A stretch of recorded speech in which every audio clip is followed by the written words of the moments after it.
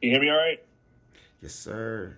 Yeah, Feeling good, Jonathan. How you feeling? feeling all right. Just getting my day started. Good. Nice. Getting started at noon. That's awesome. This is early for me. I work third shift. Okay. So I Oh, got well, thanks home for this hopping on, morning man. about, I don't know, 7. Oh, jeez. Man, what do you do? I work at CVG. Okay. I de-ice the planes in the winter, and I help DHL load them in the summer, essentially. Oh, I work on the right. cargo side, not the passenger side. Okay. I never thought about somebody needing to do that. That makes sense. Somebody's got to get it done. Great.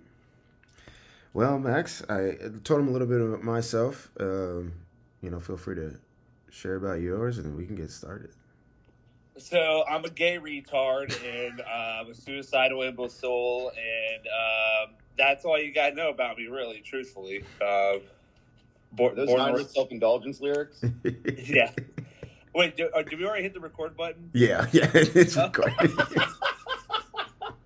over here like, hey guys, by the way, now that this is getting recorded, shout out to hopping on time super early. Both of y'all showed up insanely early for me. I was like 12:15. I was like, I got till like 12:20. I get this text message at 12:12 like, hey, we're doing it.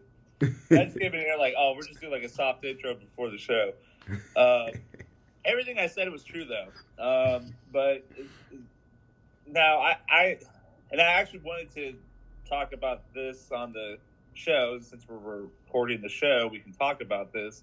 How the hell did you end up on Kill Tony? And what I mean by that, obviously your name got pulled out of the bucket, but like did you get tickets to the show? Was it a planned thing, spur of the moment? I want you to break down the full rundown of your Kill Tony experience. Well, I guess before we do that, I guess we should do some sort of intro of like, hey, this is Jonathan Hammel. We'll get this all edited. Yeah. But okay, welcome to the Yes and Yes. I'm Yaz. He's Yes. We have Jonathan Hammel on. Thank you so much for showing up on your third shift life schedule. Hopefully we get you off and no pun intended there, but get you off in time for either a nap or a caffeine run. I got my coffee right here. I'm good. Perfect. Right, perfect. Cheers to that. I like how we're actually all rocking. Are we all rocking ice? Is that what we're doing? No, I got coffee. Yeah, it's hot. You got regular coffee? Mm-hmm. I usually do ice, but mine's ice. Mine's hot. I mean, I would if it wasn't, hot as hell. I was just starting my day, so I need my coffee. Yeah. Yeah, I'll kind of leave this blurred, but I got 72 cans of these for $3. Dang. So, Ollie's. Was it Ollie's? No, it was like some auction thing on Facebook. Okay, hell yeah. So that's been kind of my start to the day. So, welcome to the podcast. Moving forward, of course. Basically, the platform moving forward is Max. Philip and I are going to be doing like our own a little more serious run when it's just me and him running duos. But now we're here running trios with a guest. It's always guest centric. So Jonathan Hammel, I found you. Now, actually, I did know about you via just Instagram though, because I started my own little comedy show thing on Instagram back in July. So it's been a lot of Cincinnati and Dayton comedians. Oh, right. Yeah. And I think I just pop up in suggestions or something like that. Exactly. And were you potentially there for? You know who Lee is, right? Lee Kimbrell, of course. Yeah. Now this was back in May or June, but one of the open mics in downtown Cincy had its final show that Lee hosted. I was there for the final show at the Hub. The Hub. I ended up leaving early because something with a friend, unfortunately, but I was there for like the first half. Yeah, well, shout out the Hub, RIP the Hub, because that was my second or third time ever hitting a mic, and I got to experience everyone paying homage and blessings to that mic and that boss. Yeah, I mean, it went on that was for a very years. cool experience for me. Lee's a great guy. It was a fun time.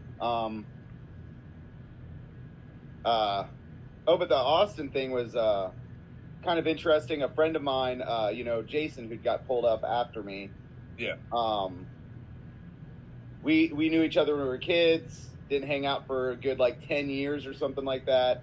And then I convinced him to go to an open mic 9-10 months ago, and I'd heard of Kill Tony, but I didn't really know anything about it. And he introduced me to Kill Tony. Oh, okay. And suggested that we go down there, and he figured out how to get us the tickets the day of. He knew more about it than I did, obviously. And we managed to get tickets for 2 dates. Okay. So we decided to go down there for that week plus the day before and leave the day after kind of thing. We came in that Sunday and left that Tuesday, the following Tuesday. Yeah. And we put our names in the bucket both nights.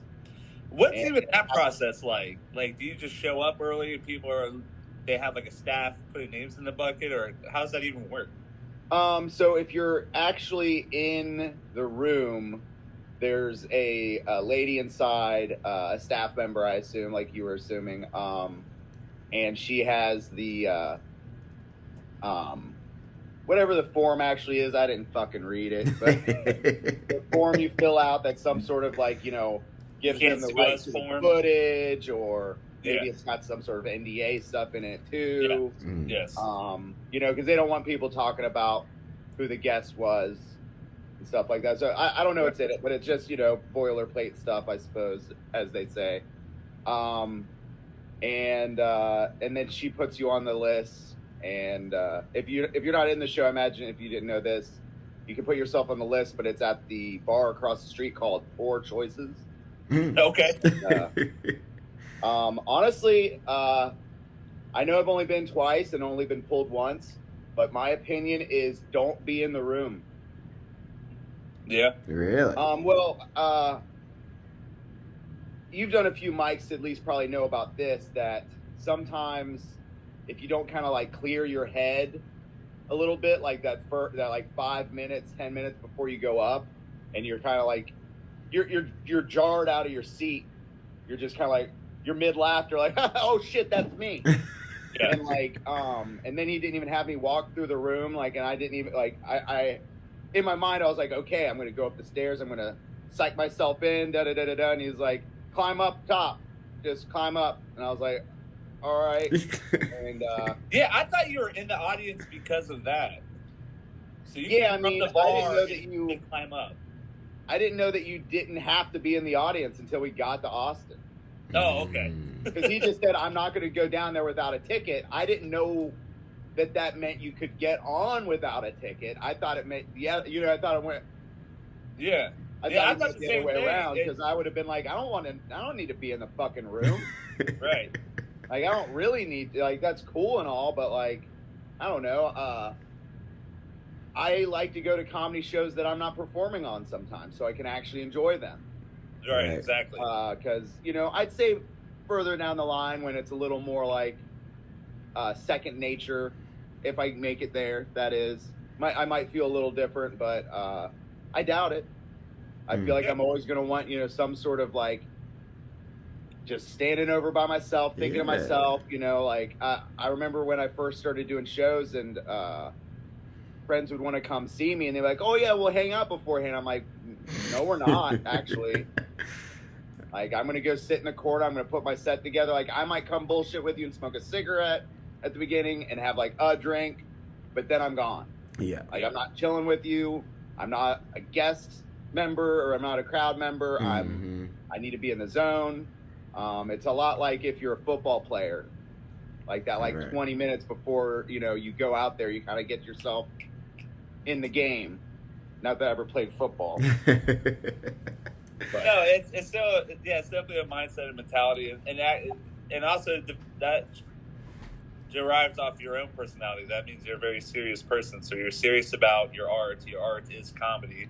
Because the one thing too, even with like sports ball people, and I always say sports ball people because our audience isn't primarily sports yet, but like, I play football, I'm obsessed about sports and all that, and like anything you do is art.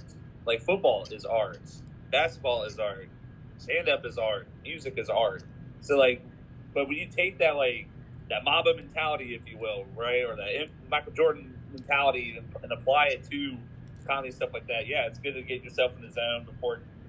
I mean, literally before the games, before they perform their act, before they perform. I keep saying like porn, but it's my mustache. I need to get like you, man. I need to get the going. But oh yeah, it doesn't get in my food anymore. Well, all I do is drink, and then my mustache becomes a mop, and it just gets stuck in my mouth. Oh yeah, I know about that. But before they go perform their live set, perform their because that's what they're doing. Like it's a game, but the art within the game and their positions and their role, it's awesome. It's all beautiful, and it's just cool to like hear your mindset as like matter of fact, because you are our 4th or 5th comedian we've had on. 6? Oh wow. No, wait, 4th, 5th. 4th, you're 4th. Yeah. May the 4th be with you. And every 4 of you have had different mindsets. Yeah, it's been amazing to watch, honestly. It's like I was telling you before we started, I wasn't in the comedy world. I worked in acting and I worked in music, and I do the same thing. If I ever have to either go on stage or go on film or go on, whatever, I do need that time to kind of like sit back and be like, I can't be a part of this. And it's not even like an ego thing. It's like I need to get my mindset going. Yeah, just clear your mind. Right. Don't have all this other influence that has nothing to do with what the fuck you're about to do. Clouding your mind. Do you have any sort of like a ritual, or is there like a specific thing that you do every time? No, but I used to have a little bit of one, and I think I need to get back to it because I noticed when I falter from it, my performances suffer. Yeah. I've just noticed that I've done a little bit more of the hang out in the crowd type ish recently, and it's not good. But and by not good, is that you on stage and like you drawing blanks, or just you not being as sharp? Like, what's your version of not good? I mean, probably a little bit of those, but I think mostly like I feel like I'm still in the phase where I fuck up all the time and I don't perform my material as much as just say it. Okay. Because there's a difference between so I was at the bank the other day, and so I was at the bank the other day. Right. Like, if you're not always painting your words. I don't know. What was that? Yeah, I was gonna say, sorry to interrupt, but also playing towards your crowd, like kind of matching the crowd's energy too. Like, so you're definitely all about the writing process. When are you writing just like topics and then you go on stage and go, or are you like pretty to the sentence, to the T? I'm saying this on stage. I'm putting myself on stage here while I'm writing. Now I'm going to go on stage and do it. I'm a little bit more of a topics guy.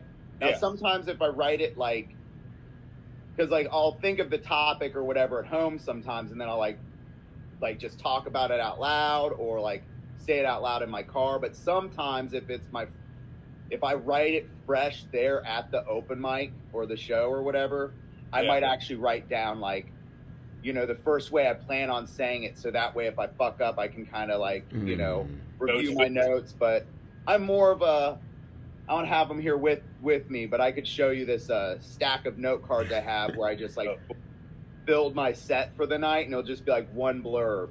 And the longer I've been doing the joke, the shorter it gets. Yeah. Okay. Sometimes it might be 3 words, or 4, but then after I've done it a handful of times, it's just 1 word, and it makes me know what joke I've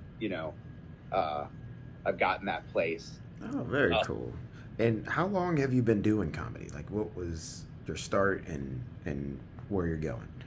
I took 21, and it was my first year, and I kind of limp-dicked it a little bit, and and then I took 22 off. My dad died. I was already taking a few months off, and then my dad died. Sorry to hear that, man. I think I hit 5 mics that year. So 22 still pretty good. Yeah. 22's And started in 21, slowed down 22. And then 23, I actually started hitting it hard to where since January 23, I've done like 3 to 6 mics a week, or shows in general, you know. I'm not booked on a lot of shows, but, you know, I count just how many times I got on stage that week. Yeah, that's 3 amazing. to 6, 4 or 5 is a good average. I try to hit like on a regular basis. That's awesome, man.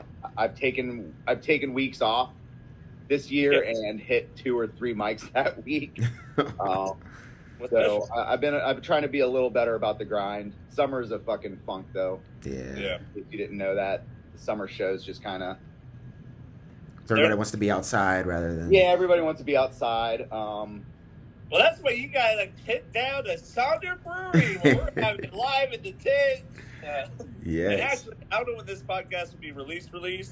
Potentially tonight or tomorrow or this week. But if I do, if you're watching this podcast and you made it through this far, we have the great and powerful Jonathan Hammel opening the show. Love and it. we're going to have Jonah Wells pop in to close the show. So even though we have our main 3 lineup all doing an hour show, we just we got 2 great buns to really put the together here. Yes. And speaking of lineups, so Jonathan, you work at CBG, so you're Cincy based, right? And you've done the Cincy circuit. Shout out the Hub. Again, I can't. I just want to say this about the Hub again. I can't express how cool that was to see all the comedians pay respects to not just Lee, but like just the Hub itself and like the hangs, and it was just so cool to see all you Ohio veterans there just paying love and respect to that mic. So that was very cool. Yeah, I'm still kind of mad at myself for leaving. My roommate had locked himself out of the house. Oh no! And I was just kind of like, come on, I want to be here. All right. Yeah. Everybody's like, you should have just come back. I was like, man, it would have been an hour round trip. I wish I would have come back. Jeez. Yeah. I went home and just cracked a beer because I think it's just from hearing my dad bitch about it when I was a kid. He would be like, I don't want to go there, come back, and have to go back. Yeah. Like, he's like, once I've drove to Cincinnati or once I've drove to town, like, that's it. Yeah. I drove to town for the day. I'm not going back. I understand. I respect that. But me, I wasn't there for like the all night hang. Like, I somehow I did. I don't know if it was a minute or 5 minutes, but like it was kind of cool that I was there because I showed up with do you know who Ivy Lavelle is? Yeah. I showed up with Ivy because we were high school friends, and when Oh, I got fuck out, yeah. when I got out of the loony bin, me and her like connected. But she took me there, and I believe I may have been the only like newbie at the Hub that night. So that I was believe it. So that was cool though for the Hub and the experience of the Hub to still pull a fresh pool even on its like last night, you know. I'd say that was probably the best pull. It not to put down the bar mic, but I mean bar mics are just hit or miss in general. Oh yeah, but that's the best turnout I'd seen there in a while. Not that I went every week. I hate going to the ones I have to pay to park at, and I'm like, yeah. Downtown Cincy can get a little. Yeah. I'm just turning into a cranky old man. I have to drive down. You got this job, man. You're a man now. But talking about the Cincinnati comedy scene, so you're a personal fan of comedy, and we'll get into your background of being a personal fan. As far as like pursuing comedy, being a comedian, what do you think of shows that are like advertised and centered around having 5+ comics as like a paid show? Because I'm gonna go ahead and say it, me personally, I don't like it. Like, especially when I'm like I saw Tim Dillon at Go Bananas in like 2016, like before he popped, and there was like 6 or 7 comics that went before him. I'm like, what is going on right now? And even when Tim Dillon came on stage, like the crowd was so just like exhausted and not thrilled. He came out, he's like, "What? Are we at a parent-teacher conference?"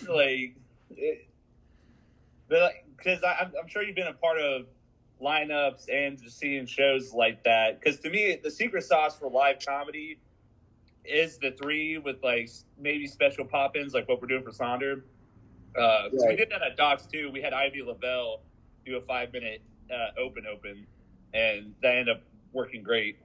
But yeah, what do you think the secret sauce is? What's your opinion of the 5+ shows?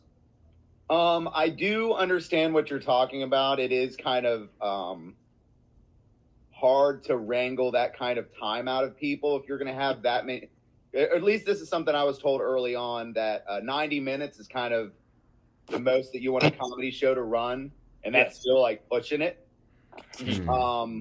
And once you get 5+ people, if it runs over 90 minutes, and I think it just can seem like a lot to people. And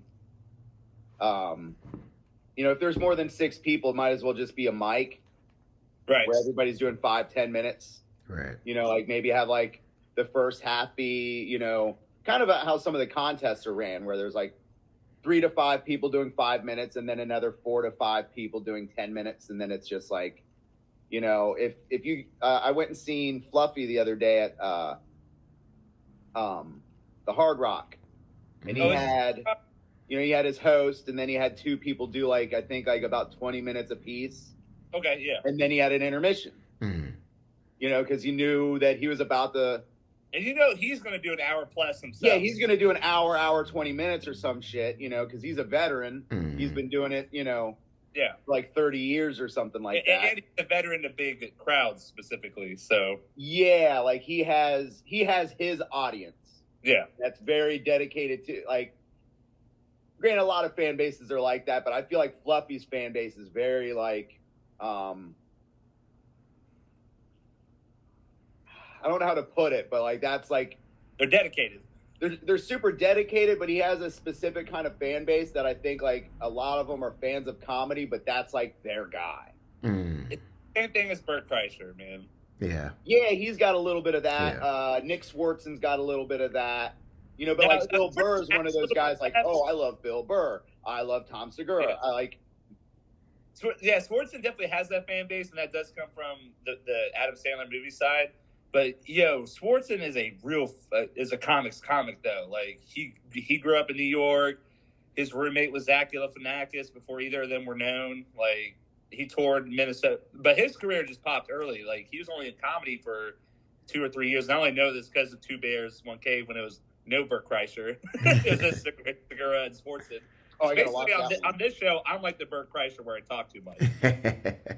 But I'm not like a narcissist where I'm like, well, let me tell you about my celebrity and all that. But anyways, Swartzen's like a real gangster, and Fluffy's a real gangster too. But I think because of his audience and the fucking buku ticket sales, like this is what I like about Fluffy. He's not even worried about that buku ticket sales, but he is worried about his audience.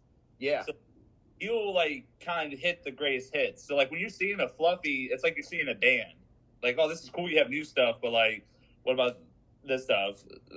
But like to me, like comedians, like when you see Dave Attell, because I actually saw a Fully Loaded tour back in 2022, and this is where I give all praises to Bert Kreischer with the Fully Loaded tour. He brings on great comics. Like he makes the greatest comedians tour, and like personally, me when Bert Kreischer came on stage, that's when I left. I was like, all right, I'm going to beat the crowd. I'm down real easy. This is going to be really easy now. But like the real comics, obviously Kreischer's a real comedian, but like I know what you mean. He's more of a personality storyteller, though. That would diminish him. I think heard the Russian Mafia, but yeah, you're absolutely right. He's an entertainer. Bert Kreischer's an entertainer. He's great on podcasts and all that. Not that he's not a comedian, but the kind of comedian he is very a certain type. Exactly. Sorry. So when I'm seeing a comedian, though, I love them doing their acts. So I'm seeing Shane Gillis, Mark Norman, Dave Attell. And I love that you're seeing new every time when you see those guys. And so when you do see Bill Burr or even like Chappelle, if he goes to his Yellow Spring show, like you're seeing these guys do new acts, like Donnell Rollins and people like that. Like that's what I love about comedy shows, and that's why I like on my personal comedy shows, because all I'm doing is I'm basically trying to recruit quality comedians in Ohio, but take the shows to not the Funny Bone or not amphitheaters, because because you already know the grind. It's just like bars, a weird comedy club, and then if you're lucky, then you get to like open for a touring act at Funny Bone. So like I'm trying to make a new type of culture, because like I'll definitely say this about Ohio and the Midwest. It's nationwide too, and shout out Kill Tony, because if you look at Kill Tony's numbers, I mean, he sold out the Madison Square Garden twice. He's getting tens of millions of views on his show. So there's a need for comedy in America. But in the Midwest specifically, like you go to breweries is like one of the biggest things in, I'll say, Ohio. And everyone there is comedy fans that want comedy, but no one really delivers comedy. So that's what I'm able to do is partner up with breweries, get a show good, get a good line, but more importantly, get that good lineup, because there is like a science to a lineup. Yeah. Like you don't just want to be like, because I mean that's what I do on Instagram. I'm like, hey, comedians, give me your availabilities, and from there, I that's when I started puzzle piecing. But I don't just like, hey, these are the first 3 that said yes, and I'm just going to go do it because it's 3. Like, I really I've realized when booking my own roast shows and whatnot that because I did that a little bit. Like, who said yes? All right, and Perfect. then I was like, oh, I should maybe. Think about it. Not be Bruce Willis and just say yes to everything. What is your, like, I guess, comedy style? Like, how do you fit into the different lineups that you've been a part of or gotten to create? Like, I guess, who would you say you were like? I mean, I think from what I hear from the other comics is I'm a little unhinged. Good. I think I'm still kind of finding my voice, though, especially with, like, I really only started taking it seriously last year, because when I first started it, I pretty much just said whatever nonsense that I thought was funny. And the people that liked me really liked me. I did a lot of split the room shit, I guess. It's probably a good way to be honest about it. Like, I used to end my sets with serial killer quotes. I love it. I try to find something that would sound inspirational until you know who said it. And then you go, oh. I love that. So I thought I was on my path, because I'd go do these bar mics, and there'd be like one out of every 3 or 4, there'd be, one of the regulars would be like, dude, you're always my favorite. Let me get you a drink. Oh, awesome. Okay, this is the kind of stuff I need. I'm getting laughs. Yeah. I'm getting reactions. I didn't realize that, just because you're getting a reaction doesn't mean it's good. That there's I didn't know that uncomfortable laugh was a thing, because I'm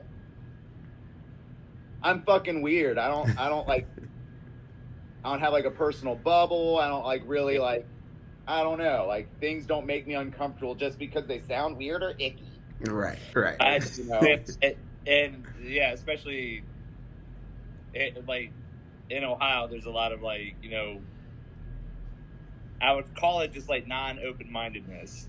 I think there's a lot of open hearts, and people do like want comedy, but they're not open-minded to think of their own inner, like, the word. I'm being really polite about this, but like, well, I think the nicest way to say it is the way I think about it is like, people that had amazing childhoods.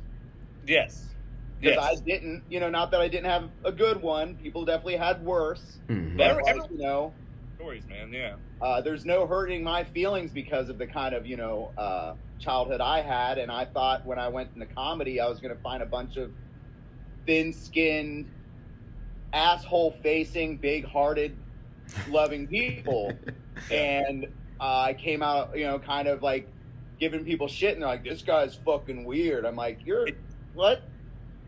So now we got to do this. Now we got to dive in on your background, because I definitely want to get into this. So I'll give you mine.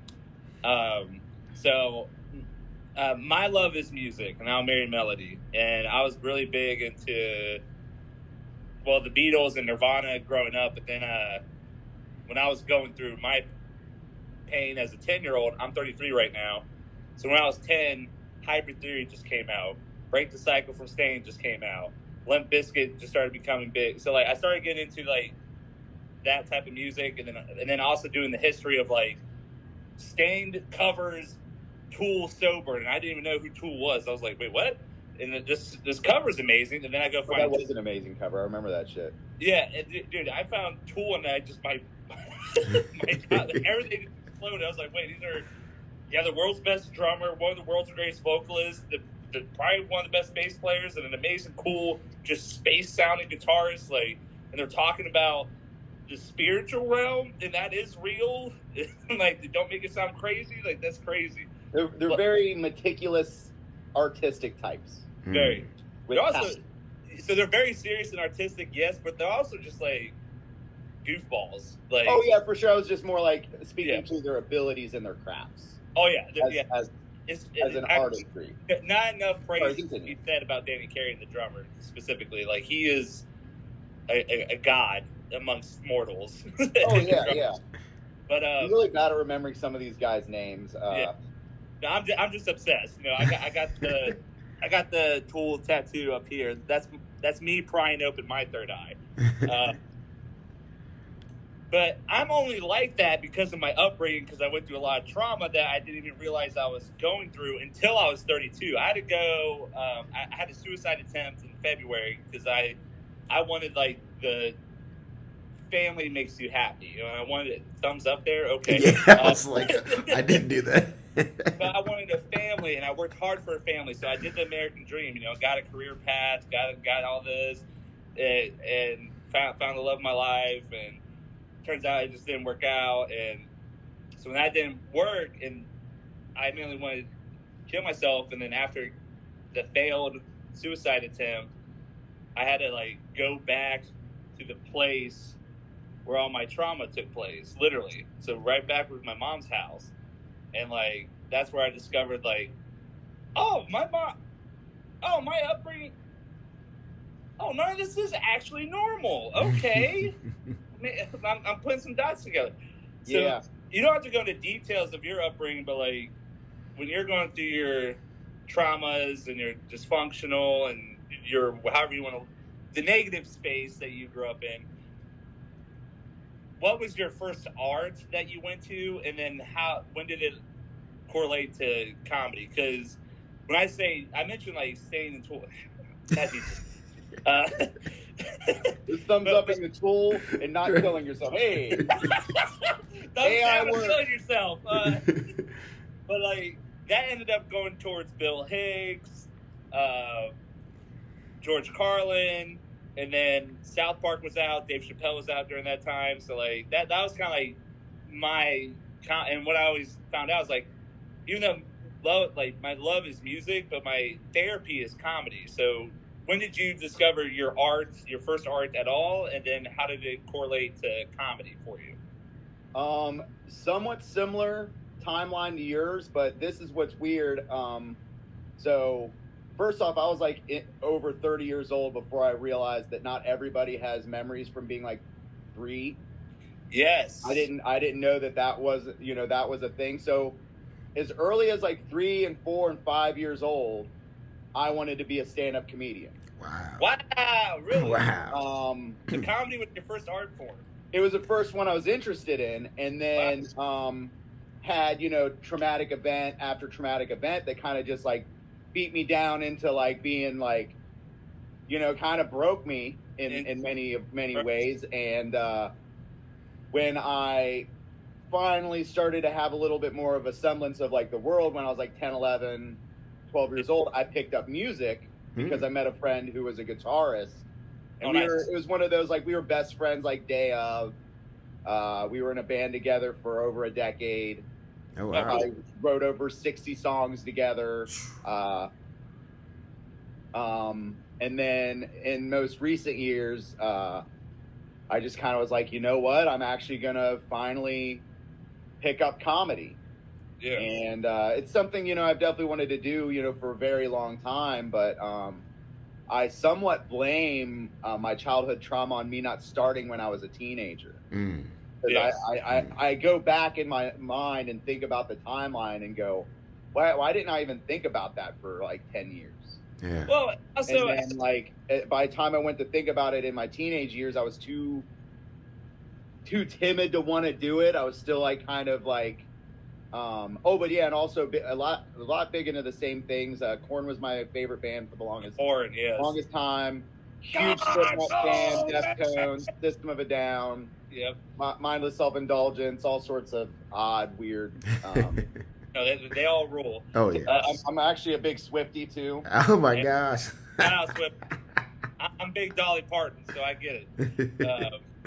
But okay, so that's interesting. Now, did you grow up in Ohio? Yes. So like, you gotta give yourself a little credit here too. Like, the fact that like you had that pursuit of wanting to be a comic, and then obviously personal things brought you down. But also in Ohio, like there isn't like a blueprint to start comedy. Like you really do kind of have. Well, plus like all the bars have to be 21 and older, anyways. But like, YouTube wasn't big quite yet when you were 15. Like these platforms and things weren't really there. Like being a musician definitely seemed a lot more obtainable. Where being a comedic's like, oh, you just already have to be this prolific philosopher and you just get stage time. Like that's kind of how I looked at it until I was in my 20s and I started seeing live shows and primarily podcasts, because the first time I ever saw a podcast was when Maynard James Keenan of Tool hopped on Joe Rogan back in 2013. That was a great episode. Yeah, and but I didn't even know what podcasting was, and all of a sudden here's Maynard James Keenan doing a 3-hour interview. I'm like, what the fuck is this? Like, I've been waiting for this my whole life. Like, let's go. And that's what got me into the whole Death Squad, especially Joey Diaz, dude. Shout out Joey Diaz. Yeah, that's one of the best humans out there. But it's so hard to sit and list all of the. Someone's like, "Who's your favorite comedian?" I'm like, "Give me a style, and they'll tell you who my favorite comedian is that does that style." Yeah. Like it's just too much. Like, well, I'll ask off this then. So when you are like that 3 to 10 range, who were your go-to comedians? I was huge into Carlin, and of course, Rodney Dangerfield, Eddie Murphy. Richard Pryor was definitely somebody I had my eye on.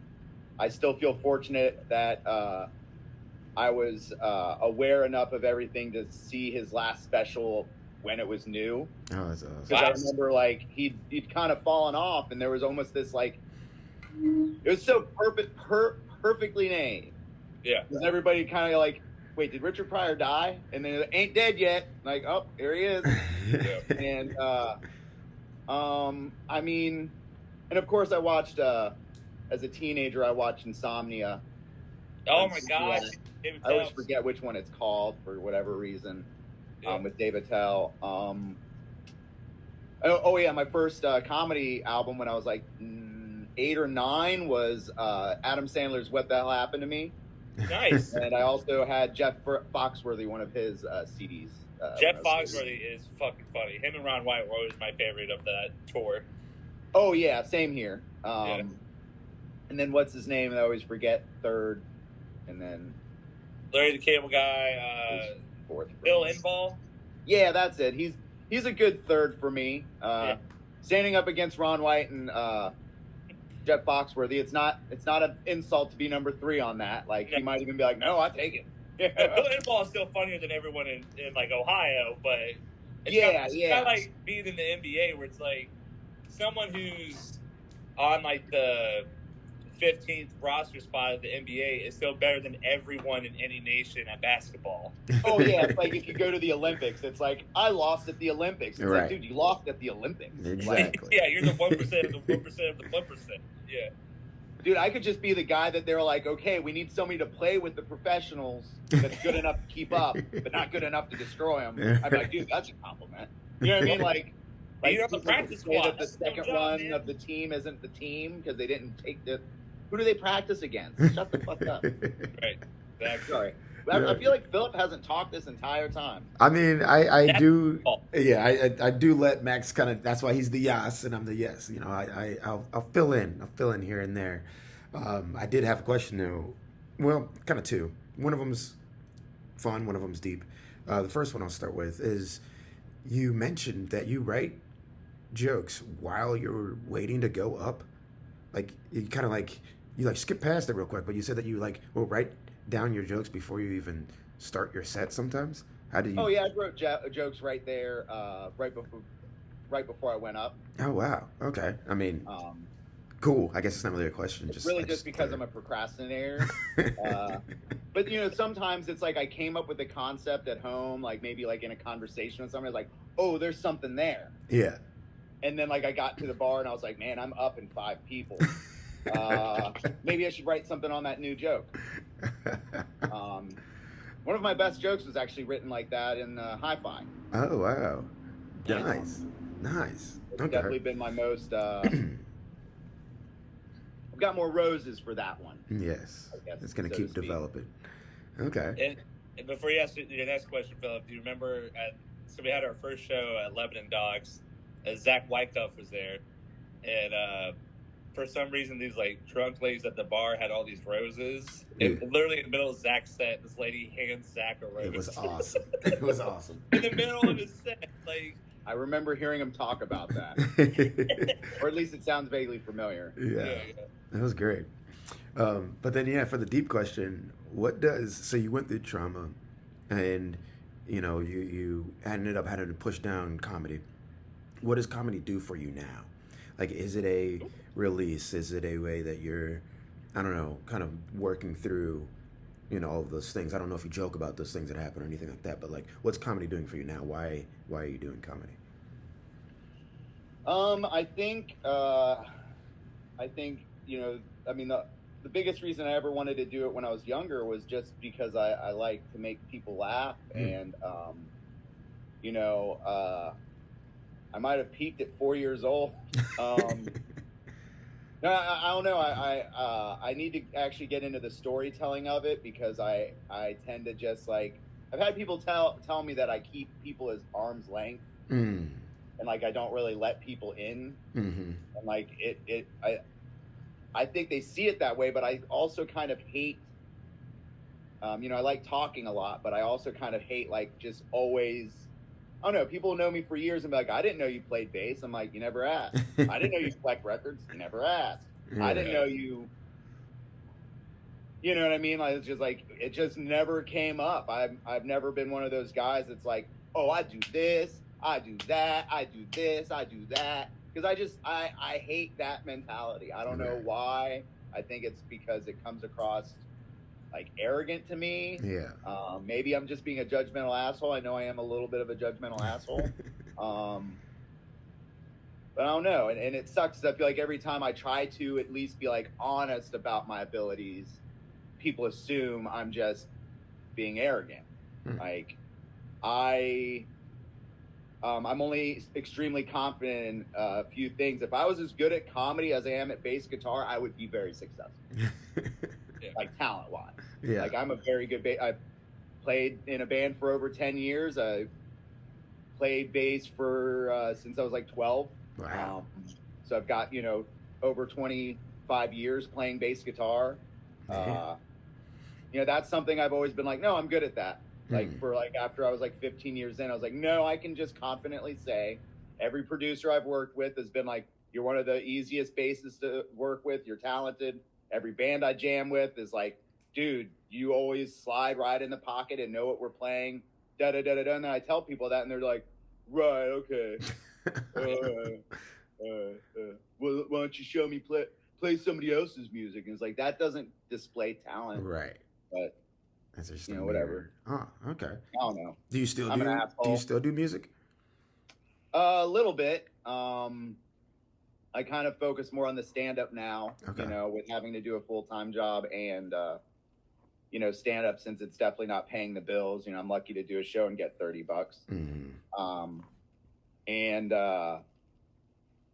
But it's just the kind of thing. Like it doesn't as Max would tell you, it doesn't ever fully leave you, especially if you still have the instrument around. Like it might be 6 months, it might be 6 years, it might be 6 days, but you'll sit in there one day and a melody will hit your head or something, or you'll just feel inspired to pick up your guitar or your bass or whatever and just, go. You know what?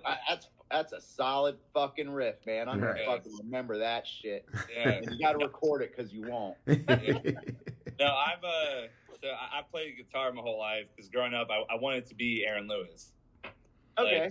I love the acoustic. I love the acoustic. Now I appreciate and respect all musicians and all talents. Like Avenged Sevenfold is my favorite metal band, and Avenged Sevenfold. Oh, Avenged Sevenfold. Okay, sorry. Gates. Like I love and appreciate everything that's on electrics, but like my personal love is that acoustic sad boy music. Like but I got out of the hospital in April, and then it was both new traumatic events and also me, because I pushed away a lot of my trauma as a kid. I pushed away trauma, and I thought things were normal. So once I figured out, like, oh shit, luckily I was blessed to have access to a guitar for the first time in like 5 years, and I picked up, because I was, when I was in high school, all I wanted to be was a musician. Like, that's all I wanted to pursue. I was super passionate about it, loved it. I wrote my own music, and my family's the one who told me that I wouldn't be any good at it and to don't do it. So that's why I went through like the whole IT career path grind and wanted to have a family and all that. But having music, like right now, like I've learned, I'm a better guitarist already, like technical sound wise, because like before I was always shown that your fingers aren't long enough and you're not talented and all this stuff. It's like, wait, you get better as you practice. So like you can't listen to them motherfuckers, dude. Right. I have tiny hands. I've met a 16-year-old girl with bigger hands than me. I play a 6-string bass and an 8-string guitar. There you go. Very good. But like, yeah, I've been like I picked up the guitar and I've been learning new songs. I've been remastering the ones I knew, and yeah, it's good to at least have once in a while, because I'll go down and I'll scream at the walls and play a couple songs. Like I've been playing Chris Cornell's rendition of "Nothing Compares to You" by Prince. I learned one of the Jelly Roll songs, even the "Save Me" song, and yeah, going through all my Stained catalog, the Aaron Lewis catalog, and honestly, being in that pocket and moment of just like playing the music, of either learning or playing, whatever it is, I'm then able to be relieved and confident and do what I'm good at. So like, I still will always need music, and when I'm always doing the fitness stuff, it's always angry white people music and Pop Smoke and Mexican OT. That's all I listen to when I'm in the gym. Just another form of therapy, but like, so music to me is like now the therapy, but now I'm like pursuing business stuff, comedy stuff, but I wouldn't be able to do those stuff or even like this podcast without being able to actually like have that reflection with my original art. I completely agree. I remember I rewatched my second set I ever did in person the other day, and like seeing what other people seen, I was like, oh, I've always had stage presence. What the fuck? Because I realize people give you the compliments they can. Mm-hmm. And that's like why I thought I was doing good, because people go, oh, you look like a natural up there. You have stage presence. And I realized they weren't commenting on my material. Like, because if they didn't think your material is good, they're not saying it. Right. You know, like they're pretty much only saying what they feel. Yeah. Or they're keeping their mouth shut because they're jealous. That's just generally how people are. The two things, And it took a while to realize that when you're like, you know, like you see that thing where it says like move in silence, don't tell them what you're doing, because you're just going to get shit on. Mm-hmm. Like, and they're not even going to like mean anything about it. They're like, oh, so you think you're that guy? You think you can do that? You think you're that great? And it's like, no, I'm giving it a try. Right. Yeah. Like, you think that you're that person that could not get their jaw bent back by being fucking shitty to me? Because that's what you're doing right now. You think you're that guy? You're like, why are you taking it at that level? Because you're shitting on my dreams. Right. Not even letting me finish a sentence. Yeah. And going like, I mean, do you even really think you can do it? I was like, I don't know. We'll see. Yeah. Like, sorry, I'm doing Like, something that I believe in, and you you're know, scared to do what you believe in. What's the quote that goes around where it's like, you know, you could fail at doing something you hate. Yeah. So you might as well fail at doing something you love. Exactly. You know, because like people that. fail at their shitty job, or All the they'll time. succeed at their shitty job. I'd still rather fail at something I want to do Right. than succeed at something I don't. Like, Absolutely. Yeah. Absolutely. I mean, You know how many shitty things there are out there to make money? Right. You can be successful at easy. Yeah. Like, oh yeah, fentanyl. Whatever. Right. There's always some shit bag Yeah. opportunities. Yeah. They're always hiring. All right. Now, you know, I feel like we're kind of winding down here. A little bit of time left, and I have a little bit of computer battery left. So before we get cut down, I do want to ask. It seems like you have a lot of quotes just kind of like in the bank, like ready to go.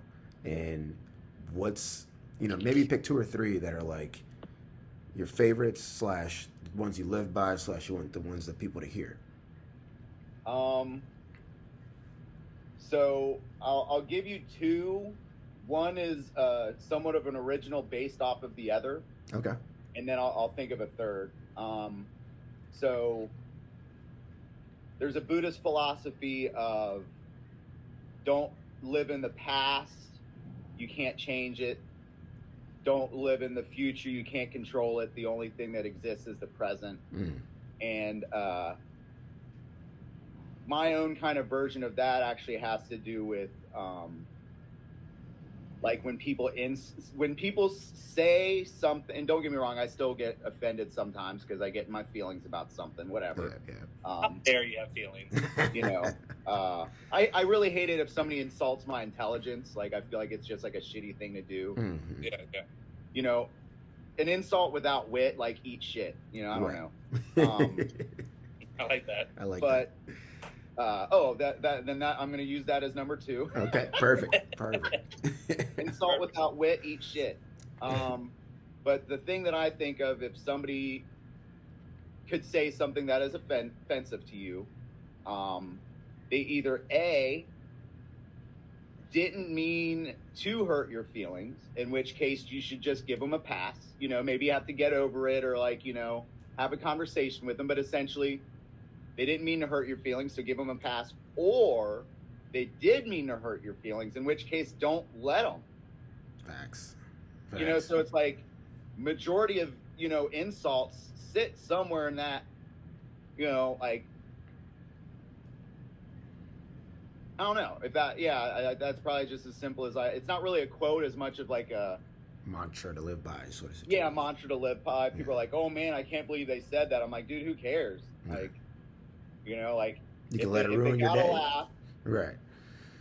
You know, and it's one of those other 2 things. If they don't get a laugh, if it starts feeling like somebody's laughing at me, like, you know, if they're like, oh, this guy thinks he's cool because he used to play music and now he's a comic, and it's like, dude, you guys pulled that out of me. I didn't come out here fucking showcasing it. Right. Shit. Yeah. You guys did. I realized how that could have came across. Like, no, you're good. This was an interview setup. You were supposed to be dragging stuff out of me. Yeah, this is an open space too. Absolutely. The safe space. Safe because, space. Like, the whole point of the name of Yes and Yes is like, yes, there's reality, but also yes, there's spirit. And what spirit is, that's your emotions, that's your passions, that's your blah. And like, I do think a lot of the world does kind of like understand it, but like, kind of like what I was saying earlier with like, you know, there's art and everything. There's art in money. There's art in money. There's art in business. There's art in literally everything we do. Anything that like involves doing something, what we create as humans is art. You're right. And also, like, on some level, I agree. And I even mean, we're talking about religion. Like, you look at all the religions, like, that's all art. That's all expression of what people feel. And growing up, I was just told I was gay. Like, I was just gay for having all these feelings and, you know, understanding things. Yeah. But how dare you have feelings? Men don't have feelings. Right. Especially men, yeah. I think you mean men don't always display feelings. There it is. And are supposed to stay strong for the people that rely on them. That doesn't mean they don't have feelings. Mm-hmm. Yeah. Like, if you don't see me eating eggs, does that mean I don't have them in the fridge? Right. That's good. Just because you don't see me do something, like, yeah, you've never seen me take a shit, so I guess that means I don't do it. Yeah. That's what it seems like when people act like that. Like, yeah. well, I never seen you do it. Well, I've never seen you shut up and keep your opinion to yourself. But, you know, I bet you do sometimes. Sorry. Yes. This is the interview setup. Also, yes, this is just a space. This is just a space to be you. You know, do your own thing. We appreciate you coming on and being you. Philip, did you have anything else? No, I did want to just say thank you. Like, this has, been one of my faves. Like, I really enjoyed listening and learning more about you, and excited to have you up on stage. Like, it's been good. Thanks for coming. I'm excited about Friday. Thursday. Thursday. You're both going to be there? Yeah. Mm-hmm. Yeah. Awesome. And, I'll message you about asking about the deets later. I mean, absolutely. I know two of the comics on the show. Worst case scenario, I'll see one of them tonight. Yeah. Cool. But other than that, this is the place where I can plug my shit. Absolutely. Yep. Let's do it. My handle for everything is J Hammel Comedy. That's JHAMMEL. If you don't know how to spell comedy, I'm sorry. J Hammel Comedy for Twitter, Facebook, Instagram, the dark web. Just kidding. And I do run a roast format show where one person gets roasted every month at a bar called the Hilltop in Mount Adams. But if you follow me on social media, you'll see all that kind of nonsense. I